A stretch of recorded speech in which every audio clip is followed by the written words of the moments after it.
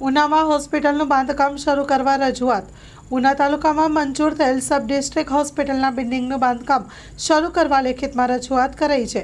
કોળી સમાજના યુવા આગેવાન રસિક ચાવડા દ્વારા કામ શરૂ કરવાની માંગ. સ્ટોરી રિપોર્ટ બાય અબ્દુલ ઘાંચી, ઉના. રસિક ચાવડા, સામાજિક આગેવાન, ઉના. 2018ના બજેટમાં માનનીય પૂર્વ આરોગ્ય મંત્રી અને નાયબ મુખ્યમંત્રી શ્રી નીતિનભાઈ પટેલે ઉના હોસ્પિટલને સબ ડિસ્ટ્રિક્ટ હોસ્પિટલ જાહેર કર્યું હતું. તેમને આટલો બધો સમય થવા છતાં હજુ આ હોસ્પિટલનું કામ ચાલુ થયું નથી.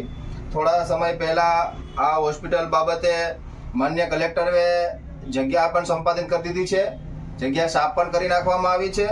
પણ હજી ક્યાંક ને ક્યાંક આટલો સમય થયા હોવા છતાં જમીનની ફાળવણી થઈ ગઈ છે, સોંપણી થઈ ગઈ છે, છતાં આજ દિન સુધી કામ ચાલુ કરવામાં આવ્યું નથી.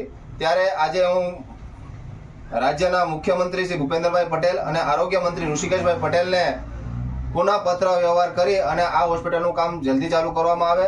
કારણ કે આ છેવાડાનો તાલુકો છે, પછાત તાલુકો છે, આરોગ્યની ખૂબ જ ઓછી સુવિધાઓ છે, ત્યારે અહીં વહેલી તકે હોસ્પિટલ ચાલુ કરવામાં આવે એવી માંગ કરી છે. માં motor driving, safe and sure driving. Driving એ શોખ સાથે આપની મોટી જવાબદારી પણ છે. અમારા ઇન્સ્ટ્રક્ટર દ્વારા સચોટ અને સરળ માર્ગદર્શન. આપની રોજની તાલીમની માહિતી મેળવીને શું અધુરાશ છે એના ઉપર પૂરું ફોકસ કરાય છે.